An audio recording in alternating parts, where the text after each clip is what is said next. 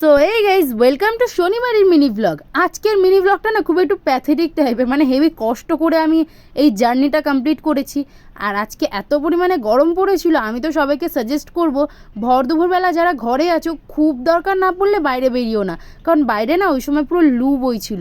আজকে তো আমার অবস্থা প্রায় খারাপ হতে হতে বেঁচেছি আমি, তাও যা হোক টাইমে আমি ট্রেনটা পেয়ে গেছিলাম, না হলে যে তারপরে কি করতাম ভগবানই জানে সেটা। বিধাননগর তো চলে আসলাম, ট্রেনে করে রওনাও দিলাম। ট্রেনটা যাওয়ার সময় তো ছিল ফাঁকাই, আর একটু হাওয়া খেতে খেতে অবশেষে রওনা দিলাম আর নেমে গেলাম দমদমে। প্রচণ্ড রোদ ছিল আজকে টানা।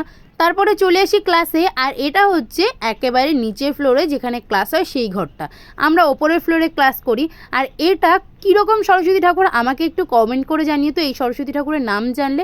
আর ওপরে এসে দেখলাম দিদি এখনও অবধি এসে পৌঁছায়নি, আর কিছুক্ষণ পরেই দেখলাম আবার চলেও আসলো। তারপর এখানে একটু ভিডিও ফুটেজ নিচ্ছিলাম, কারণ ক্লাসের মাঝখানে এরকম করে আমি কোনোদিনই ফুটেজ নিইনি। তারপরে তো অবশেষে আমাদের অর্ধেক ক্লাস আগেই হয়েছিল, তারপরে আবার নেক্সট ব্যাচের সাথে আমাদের পুরো ক্লাসটা করে অবশেষে আমরা ছুটি পেলাম। তারপরে তো একেবারে বেরিয়ে গেলাম, আর বেরিয়েছিলাম প্রায় 4:10 হয়ে গেছে তখন। আর স্টেশনে ওঠা মাত্রই আমার মুখটা পুরো বেজার হয়ে গেল, কারণ এত পরিমাণে রোদের তাপ ছিল তখনও, কি আর বলবো। অবশেষে একটু স্টেশনে এসে মুখটা ধুয়ে আমি তো বিধাননগরে নামলাম, আর বিধাননগরে নেমে দেখো কি অবস্থা, ট্রেনে জায়গা নেই, তাও সবাই চাপাচাপি করে উঠছে। অবশেষে এক গ্লাস লস্যি খেয়ে একদম নিজেকে ঠান্ডা করে এবারে বাসে উঠলাম বাড়ি যাওয়ার জন্য। আর বাসটাও আমাকে নিয়ে চললো আমার বাড়ির দিকে। তো টাটা, দেখাবে অন্য মিনি ব্লগে। তোমরা চ্যানেলটা সাবস্ক্রাইব করো, টাটা।